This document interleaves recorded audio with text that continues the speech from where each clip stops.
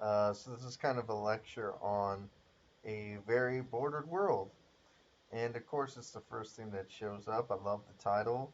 It really stood out to me. And of course, the first thing that this person uses, and this is just a little bit of going back to the essay structure here.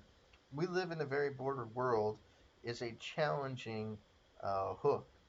And then they're giving a little bit of context here, right, with daily news and things like that. And then they say borders are central features in current international, and international means all around the world, right? Disputes relating to security, migration, people going from one place to another, trade. This country from China wants to send out their products to the United States and vice versa, and natural resources. So, who has these natural resources and who is making these trades, who's migrating where, and who is really emphasizing security? Some things to think about. There is also a factor prominently into local debates over land use and property rights. Regardless of the scale, it is clear that humans draw lines that divide the world into specific places, territories, and categories. Now, the question is, if humans draw lines, does that mean that they create borders? And in the next sentence, he's going to explain his answer to that. And I also noticed that when he talked about some of the things in this essay, I've seen them before. Whether or not uh, de- the debate between whether or not borders are natural or are they man-made. And it seems to be, by many people's standards, that borders and bordering, he's using a verb here, an action, seems natural. But the key answer here is no. But borders are not natural phenomenon. He's taking that from somewhere. They exist in the world only to the extent that humans regard them as meaningful. So if people don't see borders as important, then they don't really mean anything, right? So borders are only dependent on what people think of them. And this goes back to the fact that they are socially constructed. And by the term socially constructed, we're saying that they are built up in society, step by step by step. That it wasn't just something that occurred naturally. You just didn't wake up one day and the U.S. Mexico wall border was there.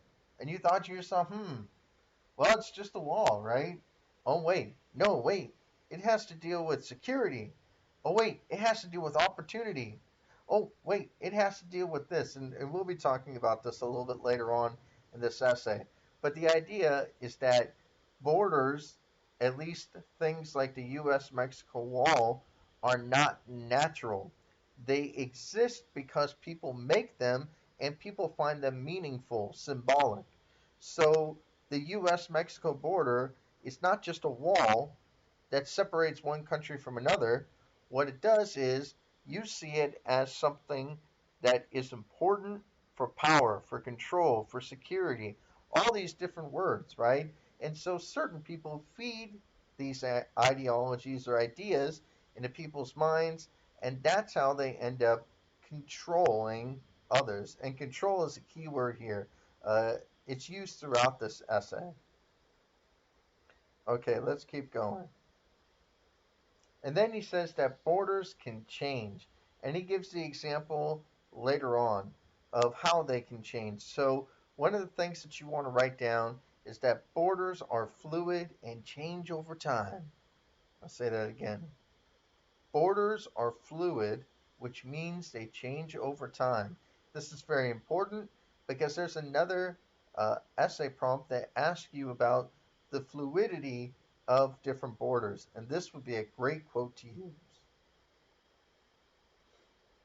Okay, so he starts off with sort of smaller borders that most people don't even assume are borders. So he talks about our daily lives. So let's read more about that.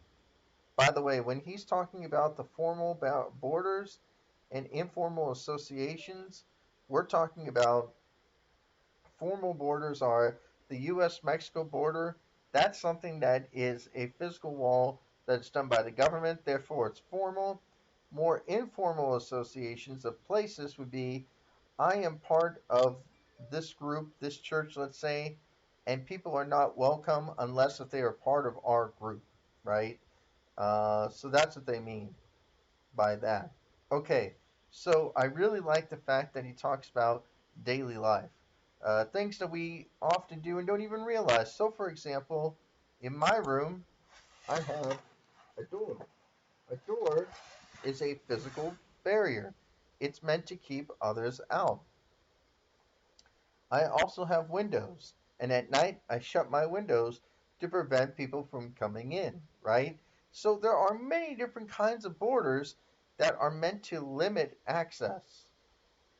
However, what's very interesting is that in some cases, borders are meant to entice people to come in as well as kick them out.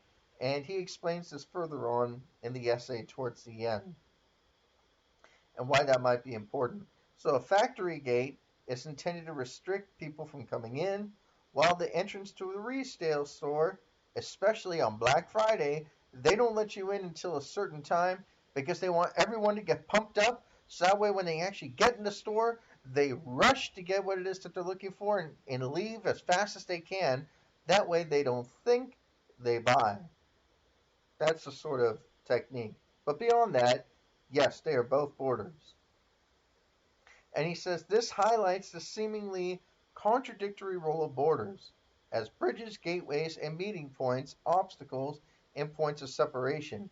In other words, you could have one place that is a border, but still invite people to come in. That way they become a part of that group, right? So that's very interesting. Okay, and then we're going to kind of move on from this a little bit further down. And he says there is a diverse role of borders as dividers of space, symbolic markers of control, and social processes of daily life. Now, you could write a sentence for each one of these, right? Remember when we talked about requoting? That is taking certain words and phrases and explaining what they mean. I would definitely write one sentence about dividers of space, another sentence about symbolic markers of control, and another one about the social processes of daily life. So, the diverse role of borders as dividers of space. So, this is sort of analysis. I'm going to talk about control in a second. But dividers of space. Borders are meant to control people from going in from one place to another. And this is important because most people assume that these borders are natural and even expected. So I'll give you an example. When I went to Ohio, they did not have um, any sort of demarcation from one side of the fence. There was no fence, so there was no dividing border between uh, one part to another.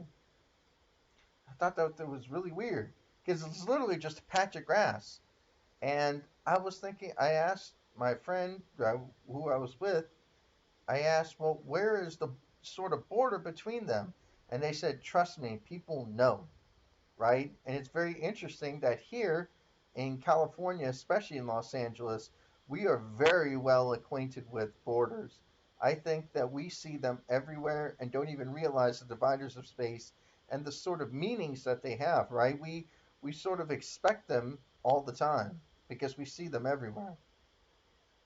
In addition, symbolic markers of control are very important because control reveals the often unrecognized hidden power of borders, which is the power to uh, decide who's going to be let in, who's going to be let out.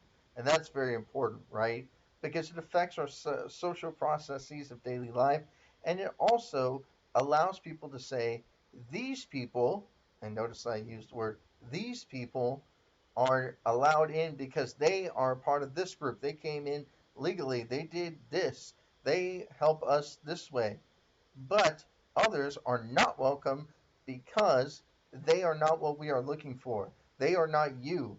They are other. They are something different. There's something not right about them, right? And so some of these things that we do and some of the ways that people control borders inadvertently affects us in our social processes of daily life and also affects how people think about others. This is very important, right? Because in a very bordered world, when more people are accustomed to seeing people as different than you, and these people are not considered like you or supposed to be part of who you are, suddenly you start to divide from them. So this dividers of space is very important. Okay. And then he talks about a whole bunch of things related to history and how, in Western history, how philosophers have defined borders. By the way, I just want to point this out. The word fuzzy appears in What Are Borders? So maybe this is something that is very popular when talking about borders. So you want to take note of that. And I just looked at this and I was like, what is the Peace of Westphalia in 1648? You can look that up. I don't think it's that important, at least not for this class.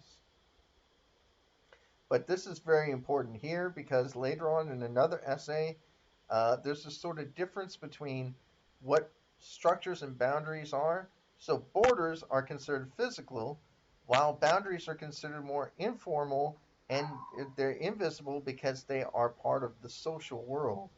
So, for example, in certain places, certain things are assumed by other people. And I'm going to leave you on that for right now, and we'll start another one later.